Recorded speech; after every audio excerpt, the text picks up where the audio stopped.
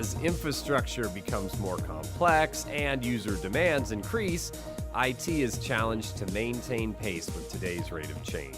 Additionally, the consumerization of IT products is diminishing the ability to sustain governance and enforce policy that really safeguards IT infrastructure.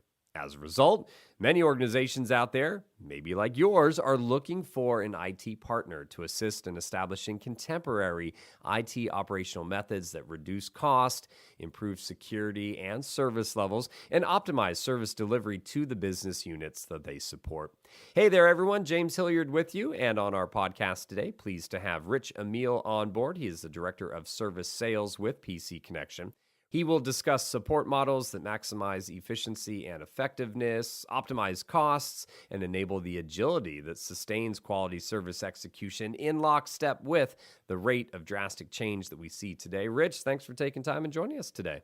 Well, thank you so much. Excited to be here. Really, the reason we've got you on board here talking about IT service delivery is you've been in the space for a good long time. You've seen a lot of changes. Oh, definitely seen a lot of changes. So I started in the IT industry back in 1991, and back then technology was far different. The way IT services were being rendered was far different, and the very nature of the industry itself didn't have the level of complexity it does now. So if you look at the way most organizations have grown, they've evolved in a very dynamic way. Either they're very application-centric or they're very end-user-specific. But that type of complexity in infrastructure is difficult to maintain. So if an organization has an entrenched support model and the customer environment is changing at a greater rate than IT can adopt, there's oftentimes slippage in delivery, overruns in costs, controls, governance are really impugned by that type of inability to adjust with change. Break down the IT lifecycle, and let's start off with kind of a general overview on how you all at PC Connection see things. We see this type of support broken into two areas. The first area is the life cycle itself, the very assets, the very hardware that resides in a customer environment. That equipment has to be planned for, it has to be acquired, has to be provisioned in terms of imaging, any type of user profile established. Then it needs to be deployed. And then the usage case of supporting that asset throughout its life. It has to be moved, upgraded, maintained. There may be break-fix activities. And ultimately, that asset needs to be reclaimed and either disposed of or repurposed. That's a life cycle model in its entirety. PC Connection offers all those deliverables in-house. We cover 97% of the U.S. zip codes to deliver that type of service in-field.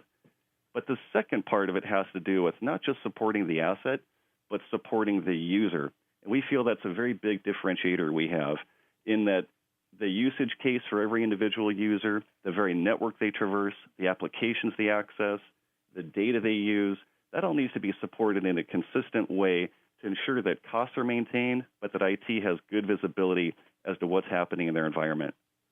Let's get into and maybe give a little more detail here about the specific services and solutions that customers can expect from PC Connection that really do help IT orgs refine and optimize things like, compliance and governance and ultimately service delivery.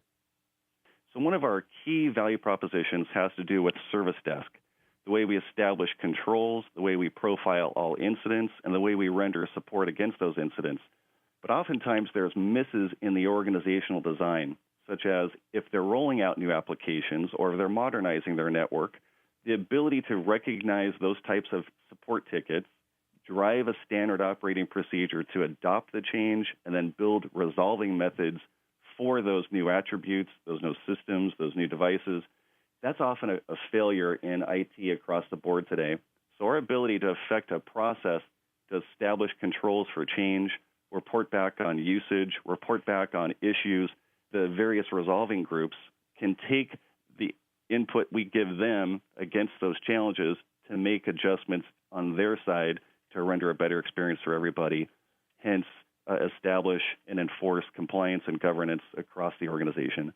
IT really does have a relationship with so many other organizations, from human resources to lines of business. I mean, really, everyone has to be together to help and understand how IT is evolving and how IT can be there as a partner to service the business as a whole. Oh, agreed. And we look at that in three parts. One is the very infrastructure that's in play today. The second layer beyond infrastructure really has to do with their operating model. And the third has to do with the very resources that are deployed in that environment. When you look at all three, really drives the clean way of examining how IT is operating today. And we bring that type of service model through an overlays team, all of which have 15 plus years of experience. Some have been former IT leaders or service providers to really drive a better experience for our customers. Rich, I'd like to try and give customers an idea of what they could experience, again, kind of going through the stages of this methodology that PC Connection can bring to them. What can clients expect? So with that, they'll get a dedicated pre-sales person who works in my organization to really understand not the specific request that's coming out today, but what the drivers are behind that. Windows 7 is a good example of that. Why would a service provider look deeper as to what's happening with Windows 7? Is it changes in applications? Is it security? Is it they have an aged infrastructure? Is it support costs? So we'll take a thorough examination as to really what the roadmap is for the client, what their technology roadmap is, what their support challenges are, and really how well positioned they are to execute not only on today's requirements, but what's going down the line. At some point in the solution process, we'll invoke our program management office. And that PMO is there to bring out subject matter experts for enhancements relative to what the client is looking for. That smooths the transition from sales to delivery. That ensures that our delivery teams are well positioned from a capacity perspective to deliver. And really the understanding between the sales and delivery organization is clean. Often I see with our competition going directly from sales to delivery, there's slippage in customer expectations, or there's lapses in documentation or some type of output. This is the cleanest way to execute in a lifecycle model by having the sales organization integrated with our PMO in establishing really what the customer is looking for. After that discovery phase, that's the great foundation lay. Then you're going to assess, where is that organization now? What do they have? Give them some of the insights that I'm assuming a lot of customers just don't have that 100% visibility into what things are going on at their org. It's so true. Most service providers will render output based on the specific request a customer has. But part of our value proposition is that we are a VAR. So we can offer input on the infrastructure. We can acquire the hardware. We can do the design work. We can deploy. We can help optimize that infrastructure and then run it ongoing. There's a harmonious relationship there that's oftentimes missed in industry today. All right, Rich, with that, let's move on to stage 3. So in that stage, we're in production. We're executing on the customer requirements. So typically, at this point, delivery is in the hands of some form of a resolving team. They're there to handle the incidents or the installations or the ongoing support. But our PMO is a group that sits within the delivery organization to audit performance, validate the design, ensure customer sat is in place, that systems are tuned, that we're executing the way in which we launched this engagement. So that's a closed-loop circuit to ensure quality ongoing. But it's also ongoing operational excellence. Oftentimes, it's only once you're in the engagement that the real discovery happens as to areas of opportunity to improve delivery, modernize infrastructure, or collapse costs in some adjustment ongoing. We do the discovery, we have those conversations, you do the assessment, you give the insight to IT. Now it's time to implement. Implementation is really critical. If you don't implement properly, the relationship is in jeopardy, and very, very clearly the deliverable is as well. So there's several ways we can offer an implementation. Again, this is a PMO-led activity. That's carried by the PMO, again, to ensure that we're on the right path in terms of milestones, resource sets. They run our implementations like projects, and that's key. And again, Rich, now that we've implemented, there's no walk away. There's staying here. It's stabilizing what has been put in place, making sure it's really working for that customer. Oh, clearly. Once we've effected the implementation, once we've gone through a characterization period where final adjustments are being made, in that stabilization phase, it's how do we really establish ongoing controls to reduce call times or ticket avoidance or better reporting. Stabilization really has to do with the framework that allows for us to make adjustments on the fly and to bring back information to the client for ways in which we can improve the deliverable ongoing.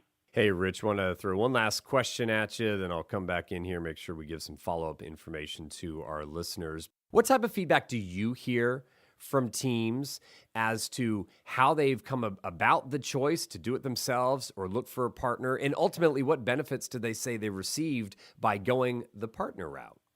Some of the leading challenges clients face today are number one is access to talent. Another one has to do with budgetary challenges.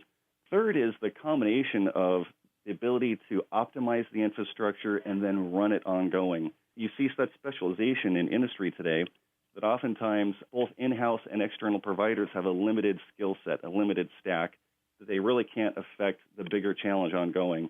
PC Connection can affect that from a bottom three layers perspective to help, again, tune the infrastructure and then run it ongoing. Those are some big drivers why organizations look at third party. The other has to do with stability. Working within IT, managing projects and ongoing operational support is a big challenge, especially with the rate of change that we're seeing today. Look at the application sets. Look at how mobility is taken over. So from that perspective, the ability to work with an external service provider provides that level of stability, a deeper resource set to support them not only today but ongoing. Hey, Rich, good stuff. Appreciate the conversation. I think we gave some insights to prospective clients and just wrapped up with some of the benefits there. We're going to give some contact information so folks can get even more. But before that, the big old thank you, sir, for being on board today. Appreciate it. Oh, thank you. And folks, for you, if you do want more information about how PC Connection can help support your organization throughout the IT life cycle by reducing costs, improving security, improving service levels, then contact your account manager today. You can also go online to learn more at pcconnection.com/lifecycle services. Phone number, you're invited to call 1-800-800-0014 to get more information, or you can always email us, connect@pcconnection.com. With that, we are going to wrap things up. Once again, I'm James Hilliard. Thanks for joining us on this episode of Connection Point.